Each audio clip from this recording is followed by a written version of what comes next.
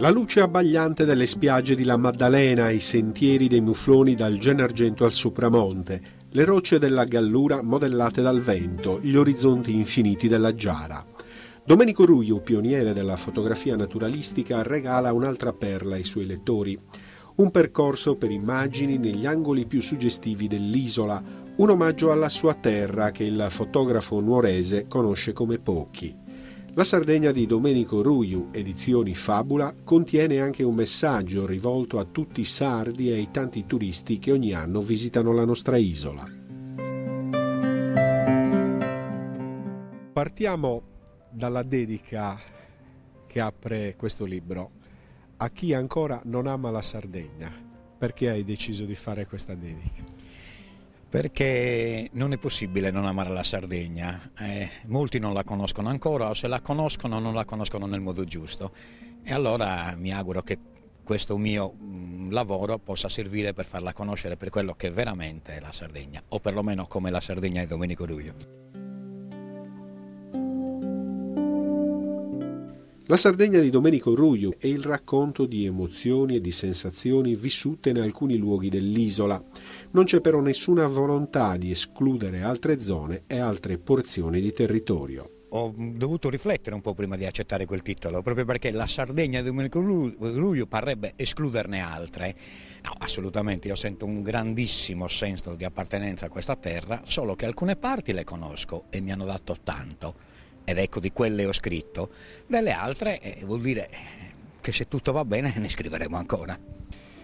La tua è una grandissima passione, senza questa passione non si può stare 5 notti all'addiaccio, 10 giorni sotto il sole cocente. Che cos'è che ti spinge dopo 30 anni a cercare ancora un angolo sconosciuto della Sardegna? Credo di essere un uomo fortunato. Credo di essere un uomo fortunato perché ancora aspetto di partire all'alba con lo zaino per vedere un angolo della Sardegna. E questa è una grande fortuna, questo mi spinge.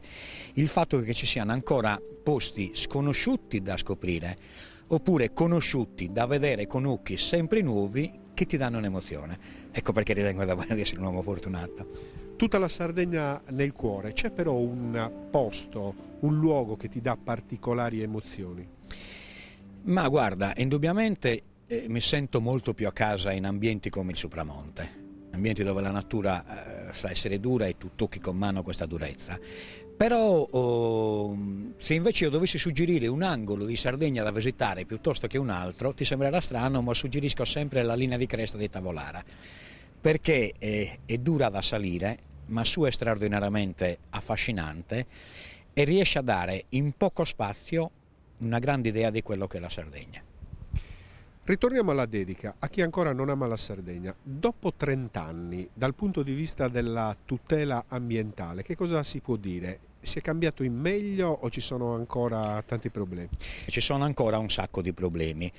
È indubbiamente aumentata la sensibilità in generale, però c'è ancora un concetto in cui per sviluppo si intende una sorta di controsenso, no? Si parte dal presupposto che noi, l'ambiente è la nostra maggiore ricchezza, dobbiamo proteggerlo e in genere i piani di sviluppo sono proprio violentare l'ambiente. Ecco, questa contraddizione è ancora molto evidente. Non voglio entrare in discorsi politici, ma quello che è avvenuto ultimamente in Sardegna lo dimostra con chiarezza.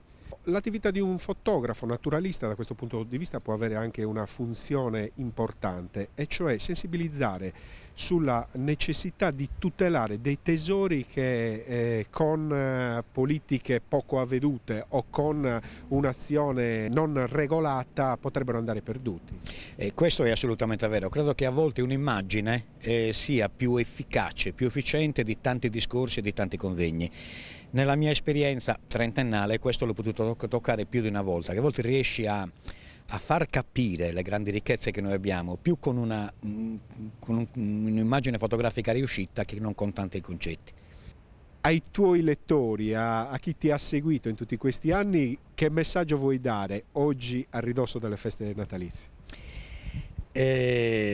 Ma ti sembrerà strano, ma la dedica, il messaggio che voglio dare, più che ai lettori in generale, a cui voglio molto bene, lo do a quelli che non amano ancora la Sardegna, che si sbrighino.